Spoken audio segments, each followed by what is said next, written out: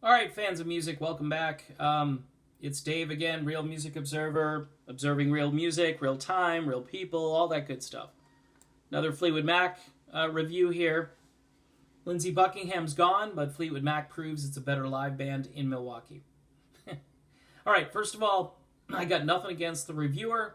I'm not going to accuse him of wild conspiracy theories. I'm not going to say he's getting paid off by anybody. I'm not going to say any of that stuff. All right, I'm just going to read this review and you figure it out for yourself.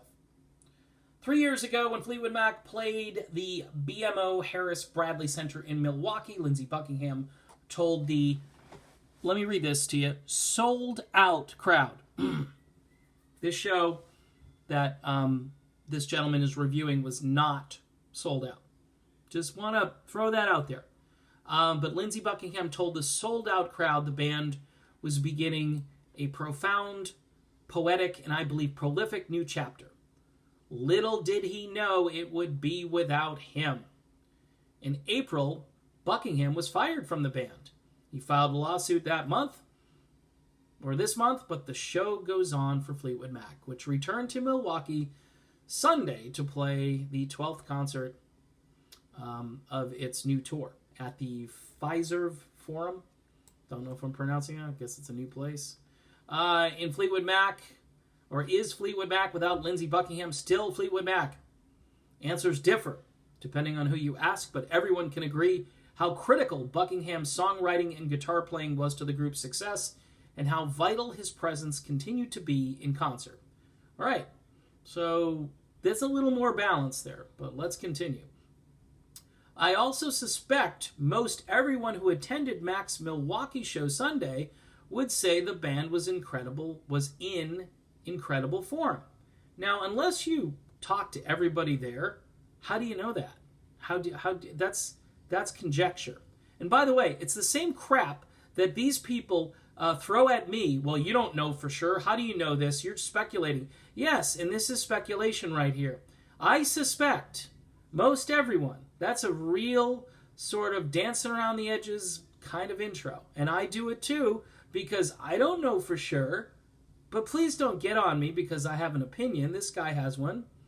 And as someone who attended the band's two most recent Milwaukee appearances, I'd say this recent one was infinitely better.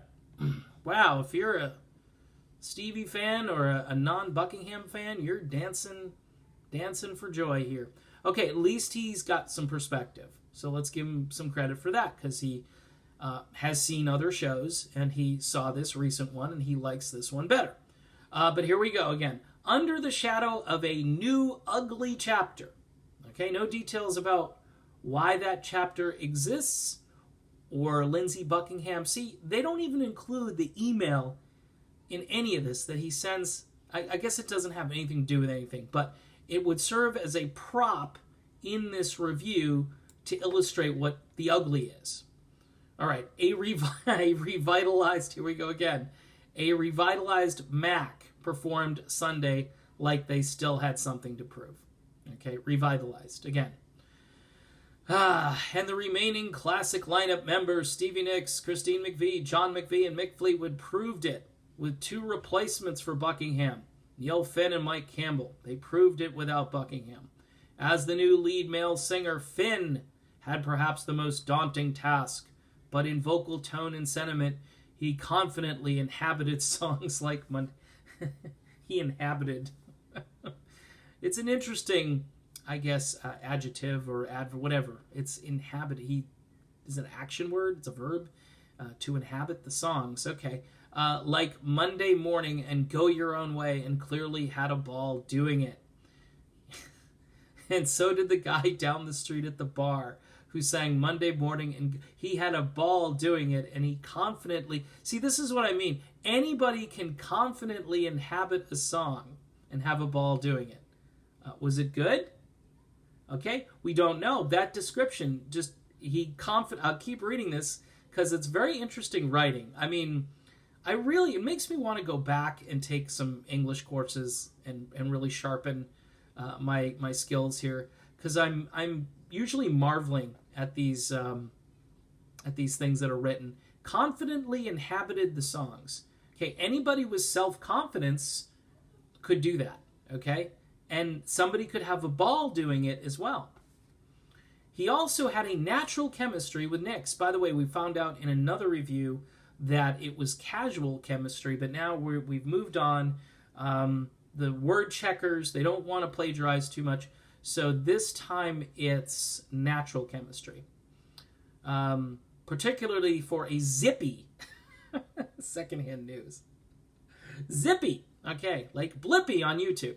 While Nyx lent some gravitas singing a duet with Finn for a gleaming, sparse rendition of Finn's gorgeous original Don't Dream It's Over, which is not a song by Fleetwood Mac, it's by Crowded House. Join the band, get to sing songs from your group. That's the deal. Nyx led another cover to honor Campbell's longtime bandmate, the late Tom Petty. They continue to exploit Petty. Soaring rendition of Free Fallin' with pictures of Petty. Just, it's a tear-jerking thing. I wish if they're going to do it, bring Roger McGuinn on stage, please. Bring Roger McGuinn out to sing Free Fallin', and then I'll applaud. Okay, Roger, if you're out there, buddy, bail these guys out. I think Tom should rest in peace. How's that for a line? Can Tom rest in peace? The zealous Buckingham often makes it obvious to a crowd when he's playing a dazzling guitar part. Oh, Lindsay, don't make it obvious to the crowd. Campbell, behind his shades and under that signature top hat, was as cool as a cucumber. No showboating from him. The Heartbreaker handled all the signature guitar passages with ease. No surprise there, and proved, at this show at least, to be the more adventurous player. Especially for 3 throwbacks to Fleetwood Mac's early. So this just throws, he's a more adventurous player than Lindsey Buckingham. Wow. Okay. Folks, I'm just disagreeing. I'm not saying that, I'm not saying anything about conspiracy theories. All right, let's keep going. It's going to be tough. Zigzagging renditions. Okay, this doesn't... They zigged and they zagged. Black Magic Woman, Tell Me All the Things You Do, and Oh Well.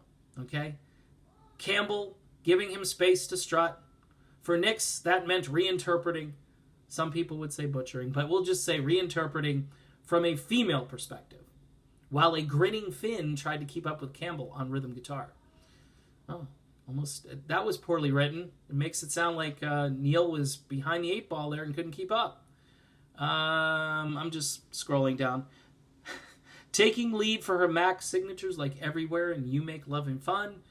McVie, he should be saying Christine McVie there because she hasn't really been in the conversation a whole lot, was in better form than her at Shaky Time showing in Milwaukee 3 years ago, when she was still relatively new to live performing after a 16-year absence. Okay. I wasn't there, so I don't know if she was shaky or she wasn't, but see, all this talk about this other stuff, and then, oh yeah, by the way, Christine McVie, she was better because Lindsay wasn't there. Fleetwood Mac stepped it up too behind the drums, or I would say Fleetwood Mac, Mick Fleetwood.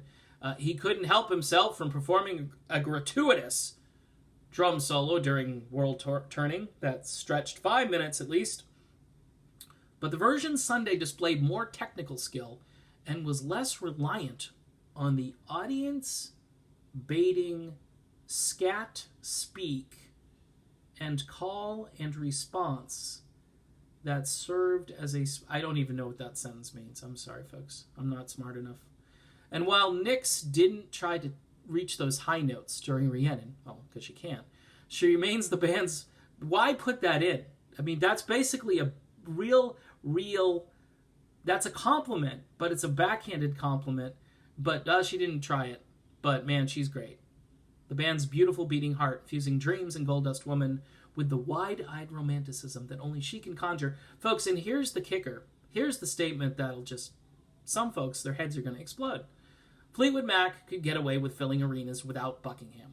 But they didn't this time. Notice they didn't fill the arena. But, without a doubt, Fleetwood Mac at this point really wouldn't be Fleetwood Mac without Nyx. Wow. Okay. Scratching my head here. So there you go. Folks, listen, I got nothing. I got nothing. It's you want to not call it a conspiracy? Just say it's a bunch of coincidences. Say, okay, let's just go along with everybody here in the who's reviewing this stuff. Let's just say that they're revitalized and they're great and they're all of this stuff, but it just doesn't make sense. I mean, at the beginning of this article, we learned that they sold out with Lindsay. We didn't learn that they sold out with this show. We also learned that they could get away with filling arenas without Buckingham, but they didn't fill it. But without a doubt, Fleetwood Mac at this point really wouldn't be Fleetwood Mac without Nicks. Some people say Becca Bramlett could come back. There are people out there.